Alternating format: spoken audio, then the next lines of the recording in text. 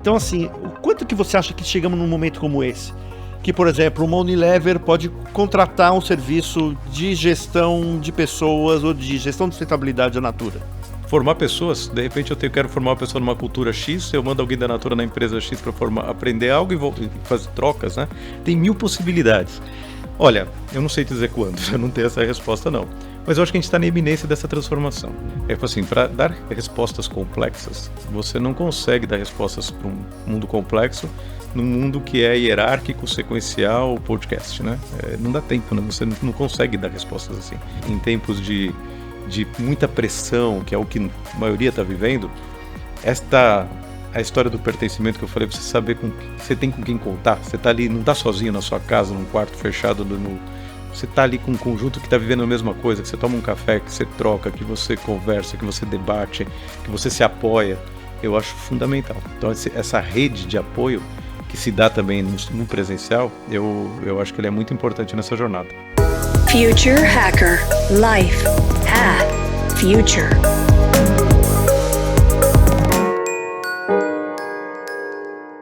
Olá pessoal, bem-vindo de volta aqui ao Future Hacker. Temos aqui um convidado muito especial que é o Flávio Pesiguero. Ele tem experiência em desenvolvimento organizacional, gestão de cultura, planejamento estratégico, liderança, gestão de pessoas e sustentabilidade. Ele trabalhou por 10 anos na Unilever do Brasil e 24 anos na Natura. Na Natura ele atuou liderando gestão de pessoas, cultura e organização para a América Latina, principalmente no processo aí de integração da Natura com a Avon nos últimos anos, aí, integrando a agenda de pessoa com estratégia de negócio. Ele responsabilidade pelas 4 marcas do Grupo Natura, Natura, Avon, TBS e a Aesop, e 18 mil colaboradores em 18 países. Um belo desafio. Desde abril de 2024, agora esse ano, ele está atuando em conselho de administração, comitês consultivos, empresas em processo de crescimento acelerado, expansão e transformação. E acabou de confidenciar que eu acho que ele está trabalhando mais agora do que quando ele estava aí na empresa. Bem-vindo, super bem-vindo aqui, Flávio, ao Future Hacker. Eu que agradeço, André. Obrigado aí pela oportunidade. Um prazer estar aqui com você, viu? Então, temos aqui queridos aqui, pessoal da Natura, o Erasmo, o Toledo, então tem um monte de gente aqui, André Álvares. André esteve aqui, também já faz parte do grupo aí, Criamos uma comunidade aí dos Future Hackers. Só gente querida, gente muito legal. E tem que mais passou? Passou muita gente aqui já, cara, assim, a Carol, acho que é a esposa do Carol, exatamente, a Carol Toledo, que é o que fez a apresentação. Então, assim, gente do bem, gente que está querendo também construir coisas diferentes aí. Vamos lá, Flávio, eu queria que você falasse um pouco, você tem uma experiência super rica e profissional aí, cara, de 10 anos de Unilever, uma multinacional, depois a Natura, 24 anos, uma empresa que sempre foi, assim, valorizada, assim, como uma precursora, de movimento de sustentabilidade, etc. Que você me contasse um pouquinho aí nessa tua jornada profissional aí. Legal. Bom, eu sou analista de sistemas, para começar, então já sou um RH um pouco diferente, Então comecei desenvolvendo sistemas, mas aí por, destino ou não, foi dentro de uma área de RH e me apaixonei pela área de gente, por essa complexidade que é o ser humano, Eu falo que sistemas eu dava o comando lá, se desse certo, saiu o resultado do outro lado, E gente tem uma complexidade que eu fui me apaixonando. E aí a Unilever, 10 anos com uma grande escola, uma empresa que eu aprendi muito. Mas no ano de 2000 eu fui para a Natura, que é uma empresa que estava em processo de crescimento acelerado, um sonho grande. E eu tive essa oportunidade de trabalhar por todo esse tempo, nessa jornada de crescimento da empresa, que foi um crescimento dos dois lados, Acho que tanto a empresa como eu fomos crescendo juntos, E eu tive esse privilégio de trabalhar numa empresa, eu falo que eu trabalhei conectado com o meu propósito, com aquilo que eu acredito, de um jeito de RH diferente, de fazer RH, de conexão com as pessoas, de relacionamento. Então foram anos muito importantes, onde muitos ciclos, com muitos desafios, com muitas transformações e que a gente foi aprendendo junto, cada um deles. Foi muito gostoso fazer parte dessa jornada. Legal, especificamente aí da Natura, que assim, é a empresa que você ficou 24 anos, Você falou que você passou por diversas mudanças, assim, Como é que essas mudanças foram acontecendo do ponto de vista de gestão, Você vai se adaptando, ou você tinha algum frame, alguma metodologia, ou foi aprendendo, fazendo? Quer dizer, me conta. Acho que a maioria a gente vai aprendendo, fazendo, porque o mundo é muito complexo e muda muito rápido, e a empresa também, Eu posso resumir em 4 grandes ciclos, só para te dar uma ideia. O primeiro grande ciclo que eu vi foi de 2000 a 2009, mais ou menos, que era uma época de crescimento acelerado no Brasil. Então ali era um conjunto de competências e aprendizados muito diversos, né? Porque você tinha que fazer uma empresa que está substituindo o fundador por um primeiro CEO profissional, né? Que era uma pessoa que estava lá na empresa há bastante tempo, mas tem uma transição, né? Depois a abertura de capital da empresa, né? Um crescimento, construção de Cajamar, que foi um processo de expansão muito grande que aconteceu também nessa década, né? Então foi um momento de crescimento muito forte no Brasil, que requer um conjunto de aprendizados daquele momento. Depois falou assim, o Brasil estamos bem, já estamos estabilizados, vamos começar a crescer fora do Brasil. E aí veio a expansão internacional, começou pela América Latina, foi quando eu fui para Buenos Aires em 2010, 2009, foi quando eu trabalhei junto com o Erasmo por muito tempo lá também, e a gente fez uma jornada de crescimento fora do Brasil. E aí um conjunto de outros skills, competências, como gerir uma empresa fora do Brasil, com outras culturas, com outros jeitos de fazer, né? E eu lembro que um dos grandes aprendizados foi quando me falaram assim, olha, repete o crescimento fora do Brasil, mas na América Latina, mas sem atalhos. E esse sem atalhos para mim foi muito simbólico, né? Que assim, sem atalhos significa manter a cultura, manter a essência, manter o jeito de fazer negócio, né? Então a gente vai crescer com sustentabilidade, de uma maneira bacana. Então esse foi o segundo grande ciclo, né, de crescimento fora do Brasil. O terceiro foi quando eu voltei para cá em 2016, 2017. O Brasil estava num processo mais de transformação, precisando de um turnaround.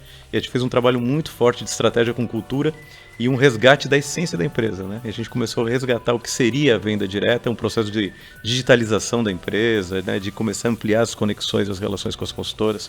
E foi uma transformação enorme, né? Do ponto de vista de organização, de cultura. Então foi um ciclo de muito crescimento e muita prosperidade. E o último ciclo, que foi 2020, aí no final, 2021, que foi as aquisições, né? Aí foi a aquisição da The Body Shop, um pouquinho antes da Aesop e depois da Avon, que aí requer outro conjunto de conhecimento e de habilidades que é muito diferente, né? De uma empresa muito mais complexa, muito maior, com culturas diversas. E assim foi o último ciclo até 2024, né? Fazer as integrações dessas empresas, né? Então, momentos muito diferentes e muito aprendizado. Então, a gente vai ter que... muda a música, você vai mudando o ritmo e você vai aprendendo. Eu acho que não tem um mapa, é mais uma bússola, sabe? É um caminho que você vai seguindo. Perfeito. E o que deu muito errado, Flávio? Olha, eu acho que essa última integração tem muitos aprendizados. Não dá pra dizer que deu muito errado. Tem muitos acertos, muitos erros. Mas eu acho que teve muito aprendizado nessa jornada, né? Principalmente da integração de empresas com culturas muito diversas, né? Muito diferentes. E eu acho que aí tem muito aprendizado do ponto de vista de como fazer isso, né? De como que a gente faz uma jornada de uma... Porque aconteceu também num momento muito complexo da humanidade, né? A gente assinou o contrato com a Avon em janeiro de 2020 e 2 meses depois veio a pandemia, né? Então a gente está vivendo um contexto de integração em que a gente não podia nem conhecer, né, as operações, as pessoas. Isso teve uma complexidade muito maior, além da complexidade em si de uma integração desse tamanho, né? Então gerir uma pandemia ao mesmo tempo com culturas muito distintas, eu acho que é um grande aprendizado, de você entender que cultura você quer mesmo, qual é a intenção, né? A gente estava falando aqui de intencionalidade, né? Eu acho que cultura é intencional, você tem que fazer uma gestão, assim, quais são os símbolos, né? Quais são os sistemas, como você quer, né? O que você permite, o que você não permite, né? E eu acho que nesse momento a gente quis conciliar muitas coisas. Eu acho que esse foi um grande aprendizado. Teria que ter um pouco mais de clareza daquilo que a gente gostaria de ser, né? Nesse momento de transição. Perfeito. Flávio, assim, numa construção de cultura, né, corporativa, numa integração como essa, você vê algum preconceito, cara, de uma empresa brasileira comprar uma empresa internacional? Você vê do lado deles, assim, vem de um país como o Brasil, quer dizer, a gente sabe qual é né, o Brasil é muito importante em vários aspectos, mas assim, da cultura americana, a gente é um pedaço ali, né, pequeno do todo. Você sente isso, quer dizer, que as pessoas, essa resistência, assim, de uma empresa brasileira, nacional, totalmente 100% nacional, adquirindo uma empresa...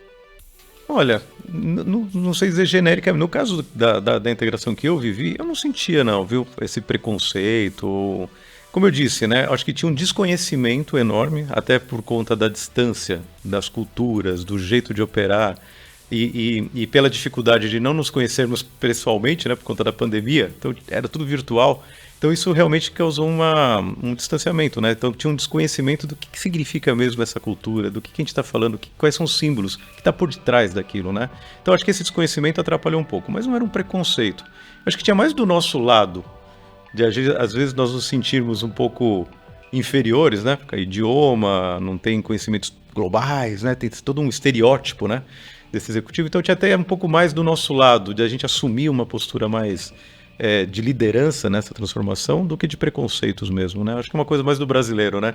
De tentar conciliar desse jeito mais harmonioso, né? De fazer as coisas, ainda mais numa cultura como a da Natura, que é super relacional, né? Super respeitosa. Em momentos como esse, isso era um pouco mais complexo, né? Então, mas preconceito eu não vi, não. Perfeito. Aproveitando esse tema, então, de complexidade, quer dizer, você, né, você fez a gestão de 18 mil pessoas, né? Eu imagino, assim, países, né? E também multigeração, né? Então você deve ter pego ali, sei lá, 4 gerações, 5 gerações. Como é que faz para fazer uma gestão de uma coisa do lado cultural, né, do país, mas também geracional, né? Quer dizer, como é que você consegue fazer esse blended para fazer uma administração? Ela é um one-to-one, quer dizer, para grupo por grupo, ou ela é uma coisa, o que motiva um talvez não motive o outro? Como é que você faz uma gestão dessa? É uma coisa muito complexa? É complexo, né? Agora, obviamente tem diferenças de interesses, de momentos de vida, né? Então a gente tentava oferecer conjuntos de benefícios para grupos de afinidades. Tinham muitas reuniões que a gente reunia esses grupos, seja por gênero, por idade, por raça, ou seja, não importa, né? Tinha vários grupos de afinidades para a gente entender de fato os interesses daqueles grupos, né, que estavam lá, para a gente poder ver como conciliava tudo. Então isso era muito rico, né, essa conversa. Então acho que o diálogo, a proximidade, esse entendimento genuíno de colocar as pessoas no centro era fundamental.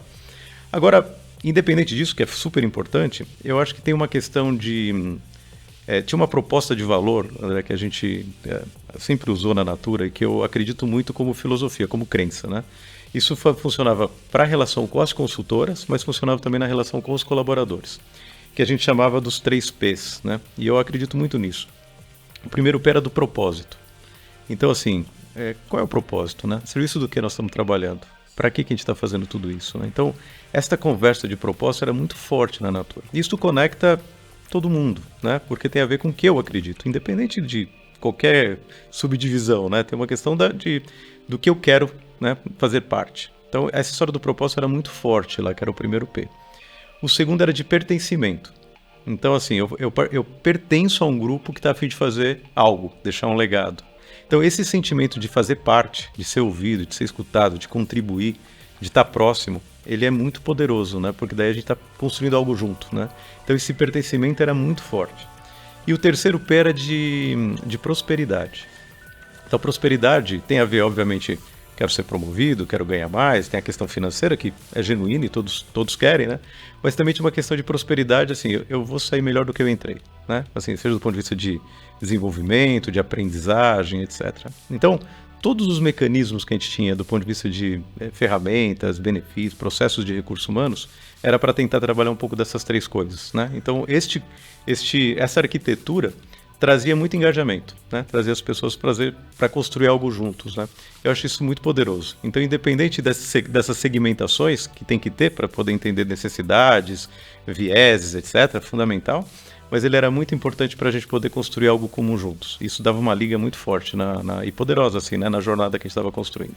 Então, isso sempre guiou, né? Assim, a nossa jornada. Independente dos momentos que a gente estava, fala, legal, qual é o próximo? O que a gente quer construir? Os próximos 3 anos, que nós vamos entregar o quê? Né? Vamos fazer parte do quê juntos? Então, isso era muito forte, para daí dar autonomia para as pessoas poderem dar as ideias, contribuírem, né? Colocar a sua individualidade a serviço. Independente se ele era um estagiário, um analista ou um vice-presidente, não importa. O que você traz como indivíduo, como ser humano, que é o Flávio, né? Mais o Flávio do que o vice-presidente, né? Eu sempre conto a história do Rafael, né? Que é o porteiro, o filósofo lá da Natura, né? O vigia.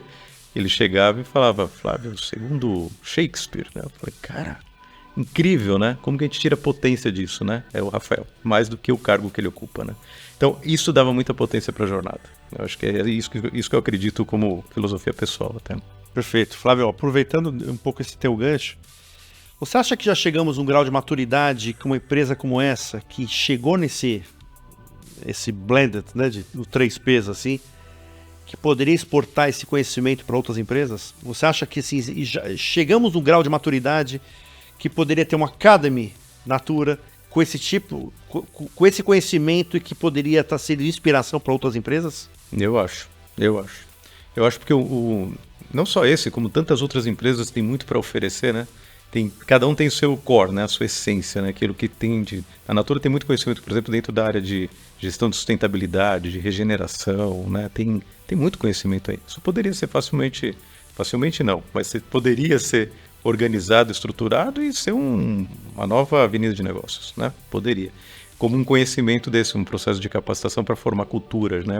Jeitos de operar, modelos de relações de trabalho, assim como tem outras empresas que tem. Então, a gente brincava, por que não ter, como a Intel, né? Eu brincava assim, a Intel sempre fornecia, você comprava um computador de outra empresa, estava lá, Intel Inside, né?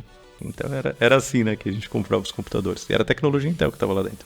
Por que não ter tecnologia da Natura ou de outras empresas que fazem muito bem a serviço de outros negócios? Eu acho perfeitamente possível. Acho que a gente ainda está muito vivendo silos, né? A gente vive os nossos limites, as nossas barreiras, seja nas empresas, seja nas áreas, seja nos departamentos, e eu acho que a gente não permite muito essa conexão de rede, né? De tirar o melhor potência de cada um para fazer coisas ainda mais potentes, né? Talvez exatamente esse é o questionamento. Você acha quando que a gente vai estar maduro para isso, cara? As empresas vão estar deixando... Eu fiz até uma entrevista há pouco tempo falando sobre os collabs, né? Eu sou entusiasta de collab, porque eu acho que assim, onde a gente soma competências, um bem comum, é muito legal o conceito, né? Uma coisa menos individualista e muito mais colaborativa, mas com grau de competição, não é filantropia ali nesse caso, né? Então, assim, o quanto que você acha que chegamos num momento como esse? Que, por exemplo, uma Unilever pode contratar um serviço de gestão de pessoas ou de gestão de sustentabilidade da Natura. Ou formar pessoas. De repente eu quero formar uma pessoa numa cultura X, eu mando alguém da Natura na empresa X para aprender algo e fazer trocas, né? Tem 1000 possibilidades. Olha, eu não sei dizer quando, eu não tenho essa resposta não. Mas eu acho que a gente está na iminência dessa transformação. Eu acho que a gente não está muito longe. Eu já tive mais desanimado lá atrás, porque eu achava que era quase impossível. Hoje eu já não vejo impossível, porque se a gente falou das novas gerações, né? As novas gerações buscam propósito, buscam mais flexibilidade, né? Buscam mais conexões. Então eu acho que você estar conectado com redes faz muito mais sentido, é muito mais moderno do que você trabalhar especificamente dedicado, focado a uma única coisa, né? Então você construir portfólios mais abertos, né? A gente aprende muito, a gente estava conversando disso outro dia sobre biomimética, sobre redes, né? Aprender com a natureza, né? A história da colaboração é uma simbiose ali, né? É só você observar como isso funciona.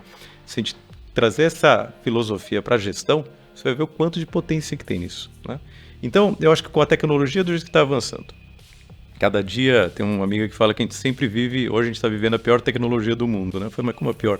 Porque amanhã já tem uma melhor, né? De tão rápido que é, né? Então, é isso, né? Porque é uma tecnologia que está aí à disposição e cada vez mais barata, né? Acessível para todo mundo. Eu acho que tem uma cultura pós-pandemia, principalmente mais flexibilidade, de olhar um pouco mais, né, para si próprio, né? Daquilo que eu quero, onde eu quero dedicar meu tempo, etc. Então tem esse movimento também acontecendo. E eu acho que tem problemas tão complexos que as empresas não estão dando conta de resolver sozinhas, né? Eu acho que começa a ficar limitado. Então, acho que quando soma esse combo, né, eu falo assim, a gente vai ter que começar a buscar outras alternativas. Por exemplo, eu estava lá na Natura outro dia, a gente teve que tinha que desenvolver uma competência X, né, para poder acelerar uma área. Eu falei, se a gente fizer um modelo tradicional de contratar o número 1, depois o número 2, o número 3, montar a equipe e formando, leva muito... É possível, mas leva muito tempo, né, para formar esse conjunto de skills, conjunto de competências numa área nova que a gente estava formando. E, não temos esse tempo, né? Então, quais são as alternativas? Como a gente resolve isso? Abrindo, né? Você tem que abrir a rede. Aí se junta com vai fazendo joint ventures com uma empresa menor, traz uma empresa aqui, uma startup, traz conhecimentos de outro lado, vai montando redes para a gente ir acelerando. E depois a gente vê o que faz. Continua trabalhando junto, contrata a parte, constrói uma empresa separada, eu não sei, né? Cada solução, cada problema vai ter uma solução. Mas se a gente não pensar mecanismos diferentes dos tradicionais que nos trouxe até aqui, não vamos dar resposta aos problemas complexos que o mundo está nos pedindo, né? Então eu acho que, eu não sei quando, mas eu acho que está na iminência disso, dado o contexto que a gente vive, né? De cenários de mundo, e está aí, né? Eu já começo a ler alternativas de redes de conhecimentos mais abertas, né? Mas tem legislação que não permite, CLTs, etc. Então você precisa ir quebrando um pouco os mecanismos tradicionais. Eu acredito muito nisso, né? Agora, nesse momento de vida que eu estou fora do mundo executivo, né? Exercitando um pouco outros papéis, eu estou vendo como isso é potente, né?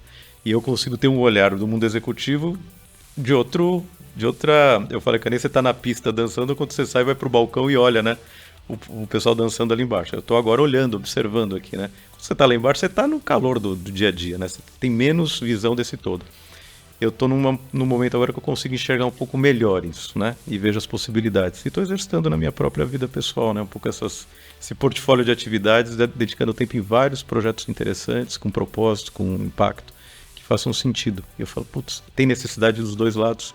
Pô, super bacana. Perfeito. Você deu um bom exemplo aí, que foi o Open Innovation, né? Quer dizer, né?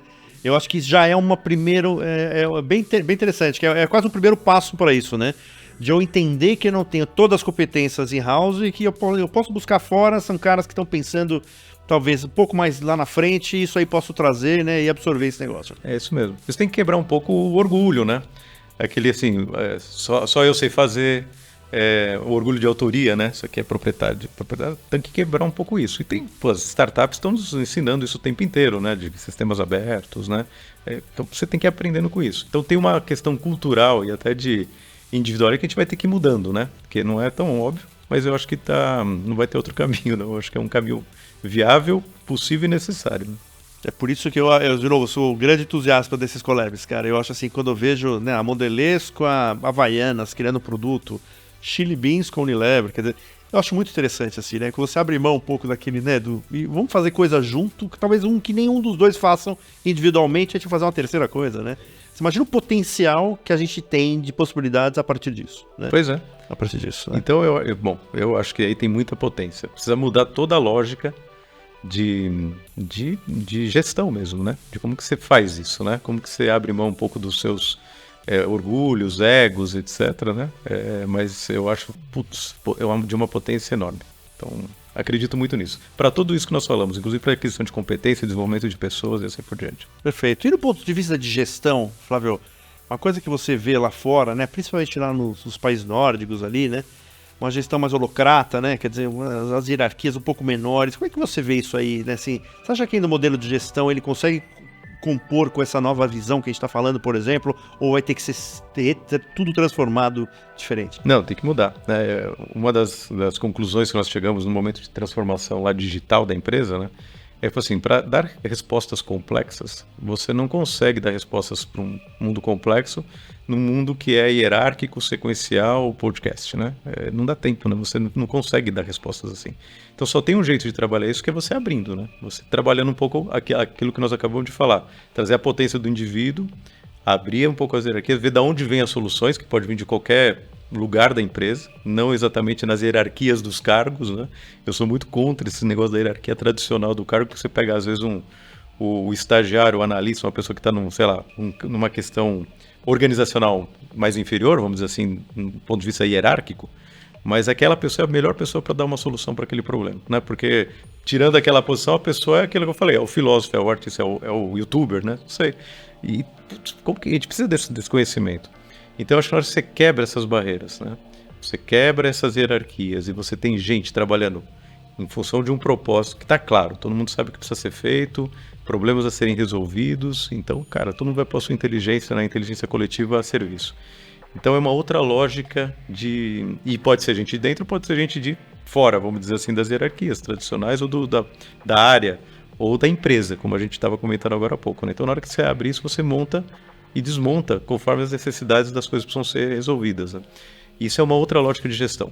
Outros indicadores, outro método de avaliação, de remuneração, de incentivos. Né? Então, toda a lógica de gestão tem que ser alterada. Né? Tem que ser alterada. Os mecanismos de incentivos, os mecanismos de compensação, de motivação, de propósito, de cobranças, é diferente. Tem que ser tudo diferente. Então, eu estava lendo um livro uma vez, né? É muito curioso. Eu não vou lembrar, sou muito para lembrar o nome dos livros, mas depois eu prometo te passar. Mas tinha uma passagem, André, que era muito curiosa. Ele falou assim, ó, tinha uma lista de umas 15, 20 afirmações. Então, assim, ó, eu participo de reuniões intermináveis, a empresa tem muitas reuniões e não chega a conclusão nenhuma. Tipo uma lista de coisas desse tipo. Aí fala assim, bom, na hora que você terminar de ler, fala assim, quantas dessas você vive na sua empresa, né? Aí você dá risada, né? Porque a grande maioria você vive lá naquele... Tudo ticado. É, quase tudo ticado, né? Que é o modelo de gestão vigente, né? Vamos dizer assim, que é o que está aí presente. Muito bem. Aí ele fala assim, esse modelo foi criado na Segunda Guerra Mundial pelo exército americano para destruir o inimigo por dentro. É um modelo de gestão que destrói as organizações. Cara, foi em 1940, década de 40 foi feito isso. Então, é chocante, né? Porque isso é o que está presente hoje nas organizações. E aí você vê o efeito disso, né? As pessoas estão infelizes, as pessoas estão querendo ser assim, o nível de engajamento é baixíssimo, as pessoas não querem mais trabalhar em empresa, ou seja, você vê todos os diagnósticos, né, de burnouts, de insatisfação, de pressão, de medo, né? Assim, um monte de coisa. Assim, como a pessoa pode produzir de uma maneira criativa, né? Gerando resultados, soluções, gerando impacto num ambiente desse? Impossível, né? Então são os efeitos colaterais, eu acho, desses mecanismos que estão presentes, né? Com pressões de curto prazo, na maioria das vezes necessárias, mas muito curto-prazistas, e com uma pressão e num sistema de gestão esse, que dá pouco espaço para as pessoas poderem criar, né? E propor coisas. Então eu acho que é um modelo que está falido, né? Então respondendo até a sua pergunta anterior, quando que isso vai acontecer? Eu não sei, mas o modelo que está, eu acho que está à beira da extinção, né? A gente precisa fazer uma transformação. Porque eu acho que ele não é sustentável, só por isso, né? Acho que não, as pessoas não vão dar conta. Eu concordo. E talvez, mais ou menos, aí voltando àquilo que você falou, né? Talvez, assim, se abrindo mais, né, pro lado, né? Assim, é engraçado que, assim, eu uso isso aí como uma referência para as pessoas, né? Mas isso poderia ser para as empresas, né? Quer dizer, assim, eu até brinco e falo o seguinte: quantas pessoas morrem sem conhecer suas reais habilidades e competências? Deve ser 90%. Pessoa que nunca foi, ela não teve, teoricamente, o estímulo. E um pouco o projeto do Future Hacker é um pouco isso, né? Que forma eu consigo dar um cardápio amplificado para que as pessoas... Puta, cara, olha que coisa legal. Eu consigo juntar tecnologia com biologia e ter a biomimética sendo uma coisa. E eu posso gostar disso e isso pode mudar minha vida do ponto de vista profissional. Né? Então, assim, aí do ponto de vista corporativo também, né? Quer dizer, né? Quando as empresas se abrem, né? Que elas às vezes não conhecem que elas poderiam estar, né? Quer dizer, imagina a Natura... ela talvez não saiba ou saiba o quanto que ela poderia ajudar muitas empresas com esse conhecimento de profundidade, de gestão, de sustentabilidade, que outras estão começando agora, né? E o impacto no mundo, a geração de impacto, né? Além do que ela já gera, que eu acho que é uma empresa incrível, né? De geração de impacto, etc. Positivo. Podia ser muito amplificado, né? Tinha um consultor lá que trabalhou com a gente há muito tempo, ele escreveu a teoria da Natura, né? E ele tinha uma frase que eu amava, que ele falava assim: se a Natura soubesse tudo que ela sabe. Eu acho maravilhoso isso, né? Porque assim, é isso, tem tanto conhecimento ali, né? Que se ela soubesse tudo que ela sabe, podia expandir, extrapolar isso para muitos lugares, né? Estou falando da Natura como exemplo porque é a minha experiência, mas isso serve para qualquer outra empresa que tem muito conhecimento, cultura, história, né? Tem muitas, cada uma tem o seu legado, a sua essência, né? E a base disso, André, assim, eu acredito muito nisso, né? Que é a gente fazer um trabalho muito forte de autoconhecimento com a liderança, né? E com os colaboradores. Porque eu acho que é isso que você falou, né? Como que eu ponho as minhas competências a serviço? Onde eu tenho as minhas fortalezas e onde eu tenho as minhas vulnerabilidades? Com total consciência, né? Porque ninguém é Superman, né? Todo mundo tem suas potências, isso tem que ser estimulado e colocado a serviço, etc., nas coisas que você quer fazer. Também tem suas limitações, tem que ser gerida, né? Tem que ser administradas ali. Então, este trabalho de eu comigo, né?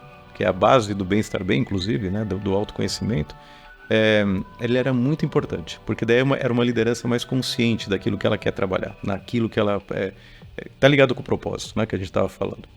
Então acho que quando você tem isso muito forte, permeado, você consegue fazer uma liderança um pouco mais consciente para fazer essas transformações. Então eu acho que o conhecimento técnico fundamental, necessário, mas ele está disponível, né? Eu acho que a gente precisa fazer mais uma curadoria para dizer exatamente onde que o líder faz. Você precisa aprender isso agora, por esse momento, nessa jornada, porque nós vamos passar daqui para cá. Beleza, então isso aqui a gente precisa ajudar. Como RH, tem que fazer uma curadoria disso para poder ajudá-lo no desenvolvimento técnico. Mas tão importante ou mais importante isso é que assim, e eu nessa jornada? Quero, né? Sei, né? Como que eu me preparo para poder fazer isso? Como eu coloco os meus serviços, minha competência a serviço?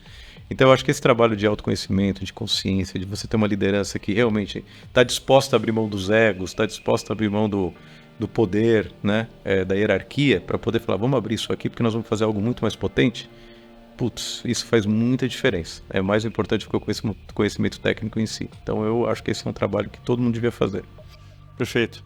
Vou dar um exemplo ainda eu quero só pegar um lado aí de cultura corporativa, né? Vou te pegar um exemplo, assim, eu fiz a gestão de um portal feminino, uns 12 anos atrás aí, que chamava Bolsa de Mulher, né? E assim, a gente falava com verticais, femininos, era muito interessante ali, né? Ali eu tentei entender um pouco o mundo das mulheres, eu saí de lá entendendo menos, tá? Tudo bem. E era interessante que tinha o negócio do fórum, né? Tinha um fórum lá, que as mulheres falando de, né, das questões de gravidez, pós-gravidez, né? Depressão pós-parto, um monte de coisa. Aí a gente criou uma ferramenta nova. Falei assim, toda bonitinha, arrumadinha, aí a gente migrou todas elas para essa ferramenta nova. Aí, depois de uma semana, todas estavam de volta na antiga. Aí eu até perguntei, falei assim, a gente fez um negócio legal para vocês. Eu falei assim, não, essa comunidade não te pertence. Foi o que elas falaram. Achei interessante isso. Eu falei assim, olha que engraçado, cara. Então, eu queria, assim, a gente criou esse fórum populou, ela criou uma personalidade, ela criou a própria curadoria, eu fiz uma migração, elas voltaram e em tese elas falaram depois, não, a gente quer falar aqui entre nós, a gente não precisa de coisa nova, de ferramenta nova. Onde eu quero chegar? Um ponto de vista de ética. Você tem uma empresa que talvez não tenha não orbita esse ambiente ético muito grande. Só que a empresa sim ela é ética. A empresa pode expulsar os seus fundadores. Você acha que tem um poder a empresa de expurgar os próprios fundadores da empresa caso não tenha um comportamento ético? Eu acho que sim. Porque a cultura, quando a empresa tem uma razão de ser forte a serviço do que ela está, né? Eu sempre falo assim, né? Eu estou agora em outras empresas que tem isso, né? E a Dengo, uma empresa maravilhosa também que tem seus princípios e tal. Então a pergunta é se essa empresa deixasse de existir, ela seria bom ou seria mal para o mundo, né? Então eu falo assim, não, seria mal para o mundo, porque ela causa um monte de impacto positivo. Então ela tem uma essência. Quando isso é muito forte, eu acho que os fundadores vão mudando seus interesses, podem ir mudando tal, mas às vezes a empresa se torna muito maior do que seus próprios fundadores, né? E eu acho que se de repente eles começarem a ir para o outro lado, acho que a própria cultura tem condição de fazer isso, né? Porque ela preserva a sua existência, a sua razão de ser, né? Então quando isso é muito forte e enraizado, eu acho que sim, ela tem que ser...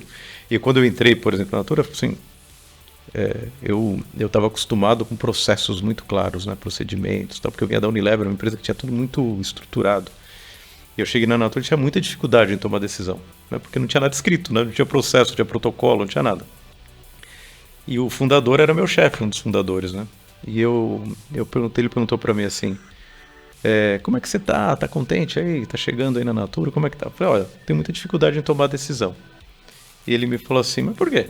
Eu falei, sei lá, no caso de uma greve, no caso de um incidente mais crítico, não tem um protocolo, um processo aqui. Ele deu risada e falou assim para mim, Flávio, é muito simples. Toda vez que você tiver dúvida de que decisão tomar, você pensa o que uma empresa do bem-estar bem faria. Foi isso que ele me ensinou quando eu cheguei na empresa.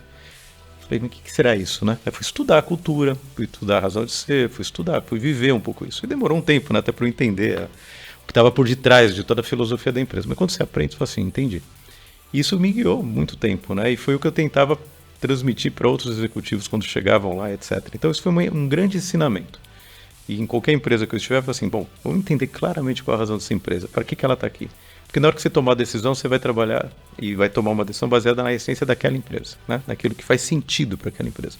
E isso, amanhã o fundador não vai estar mais, não importa, né? Você vai permeando cultura. Isso é intencional, né? Você tem que ser gerido.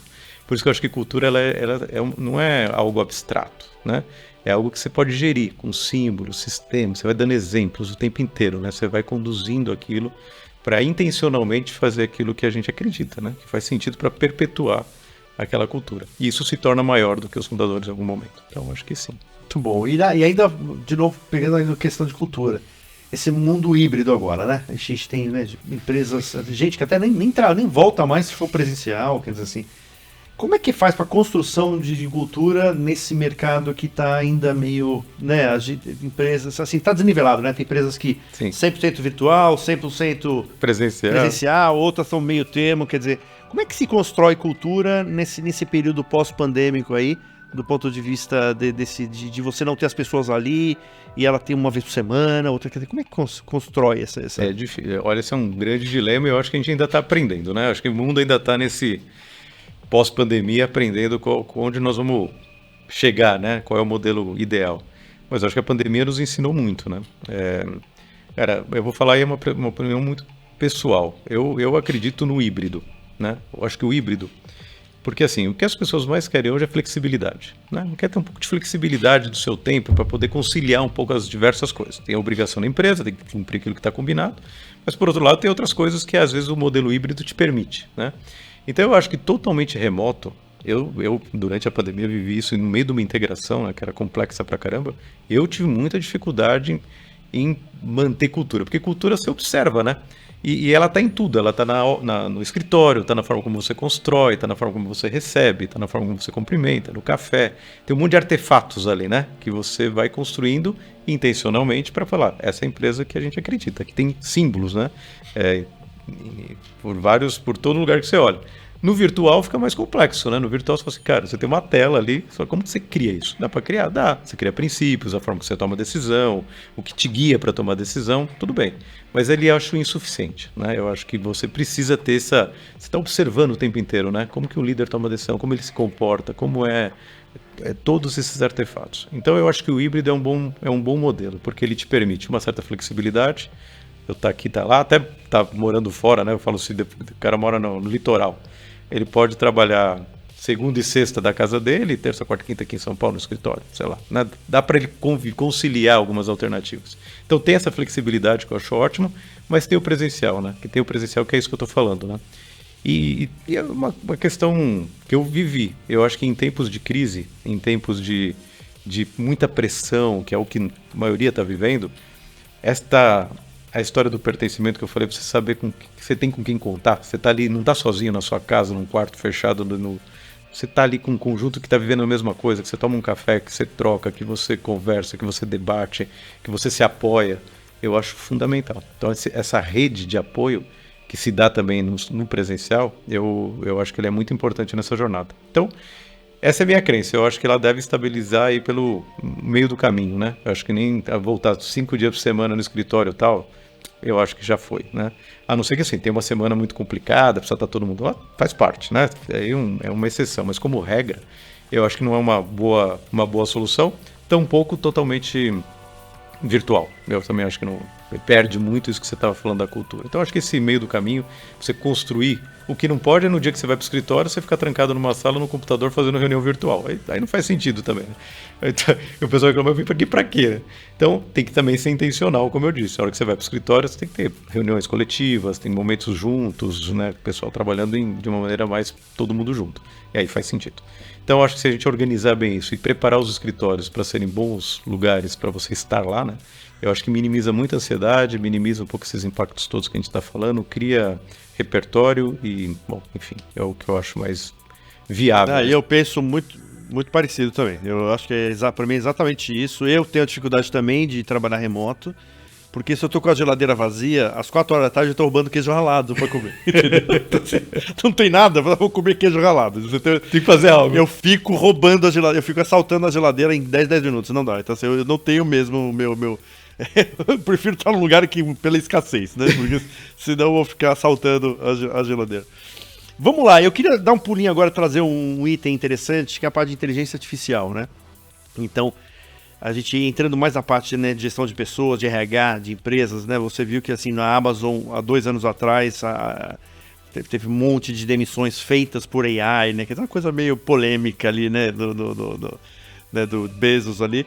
Mas eu queria que você falasse um pouco desse AI na parte de recursos humanos, né? Como é que existem hoje coisas legais que estão sendo aplicadas, exageros sendo aplicados, né? Então eu queria que você desse para um panorama um pouco geral sobre isso. Eu acho que de uma forma geral a área de RH é uma área que está mais atrasada do ponto de vista de tecnologia, né? Todas as outras áreas de negócios, mais marketing, produção, etc., tem investimentos mais robustos do ponto de vista de tecnologia. A RH sempre fala, vai deixando, né? Então eu acho que tem uma carência enorme. Quando eu vejo essa tecnologia ficando mais acessível e disponível, eu acho que ela é maravilhosa para ajudar, né? Muito do que o RH faz é transacional, é repetitivo, tem muita coisa ainda operacional. E isso, a tecnologia resolve, né? Então você tira todo esse arcabouço repetitivo, mais burocrático, vamos dizer assim. Então, acho que tem que resolver, né? Então esse é o primeiro ponto que é basal, assim, né? Assim, é o Maslow, e precisa resolver essa primeira parte para o RH dar um salto. Então esse é o primeiro ponto. A segunda que eu acho que a inteligência artificial tem ajudado muito em uma série de atividades que fala, putz, não é possível, né? Tem coisa que me assusta todos os dias com as possibilidades do que ele faz. Então eu acho que a gente tem que usar isso a serviço, ponto, né? Não tem como não usar, né? Tem que inclui e transcende, eu brinco, né? Mas outro dia eu estava lendo 2 reportagens que eu achei, na verdade foi uma entrevista, né? E também uma reportagem que falava sobre essa história dos limites, né, da inteligência artificial. Até onde vai isso, né? E eu acho que a gente não pode delegar a inteligência humana, né? É só isso, que a gente não pode delegar a nossa capacidade de pensar. Então, o resto, tudo você pode passar, porque você fica com mais tempo para fazer aquilo que realmente você pode agregar valor. Então, vou dar 2 exemplos, né?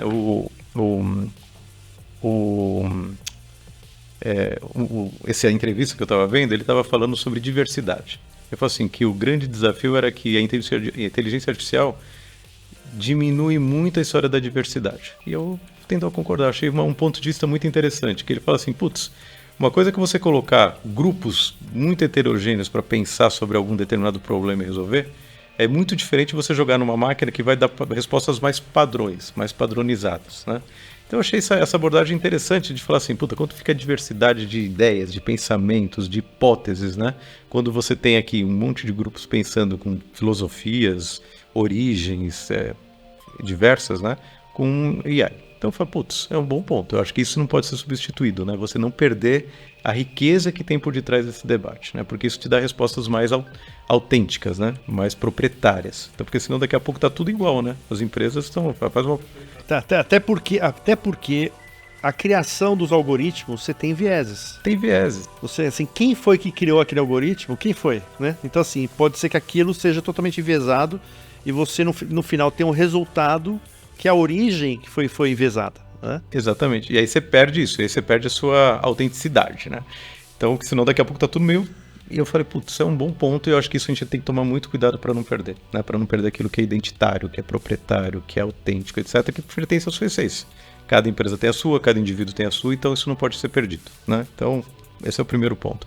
O segundo, cara, é a história da humanidade mesmo, né? Eu acho que outro dia eu estava lendo uma brincadeira, né? Que AI era interações artificiais, né?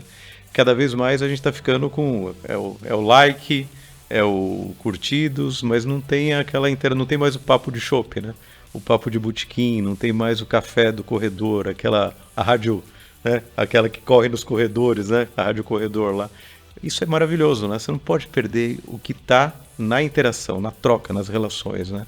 E eu acho que isso ela não substitui nunca, né? Então eu acho que se a gente criar mecanismos de usar a inteligência para tudo que ela está aí disponível, de ganho de produtividade, de ganho de eficiência, de eliminar trabalhos repetitivos, de dar saltos em respostas, ganhar eficiência, putz, maravilhoso, tem que ter.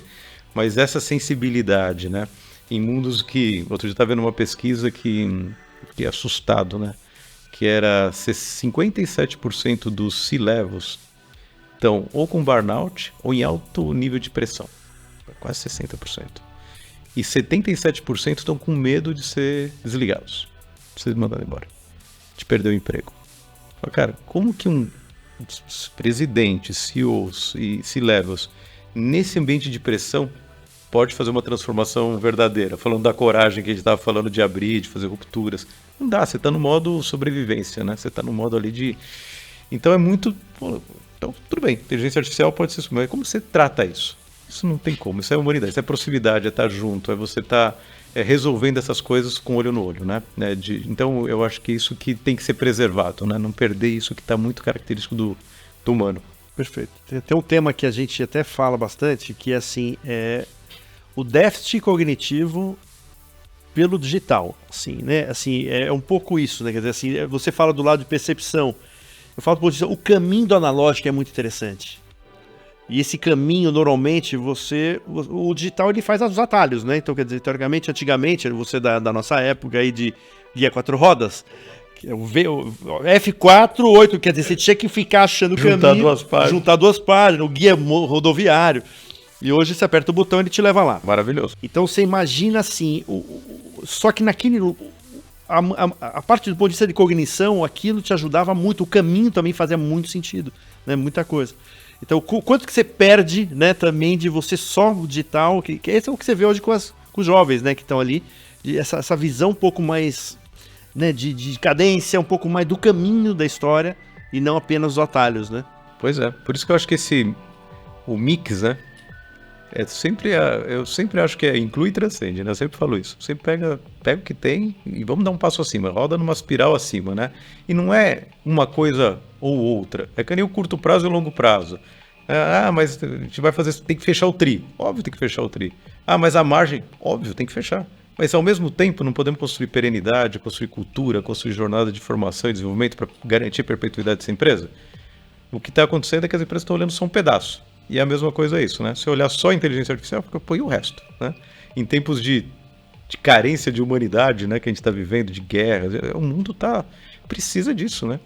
É cada vez mais humanidade. E também falar, não, vamos ficar só aqui, não, vamos pôr a tecnologia a serviço, né, também, vamos ficar aqui, tá aí, tá disponível, puta, nos ajuda muito. Então, eu acho que essa troca, eu vejo minha filha, tem 11 anos, né? É um aprendizado todo dia com ela, né? Então, ela não tem celular ainda, a gente ainda não tem lá em casa para ela só dar uma pensadinha nas coisas dela, mas ela não tem ainda. E ela tá de boa.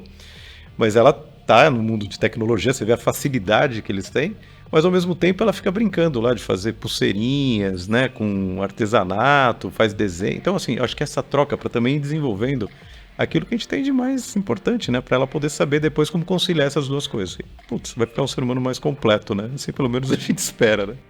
Eu acho que é nosso papel, né? Eu lembro que assim, o meu filho começou a comprar vinil, que eu adorei.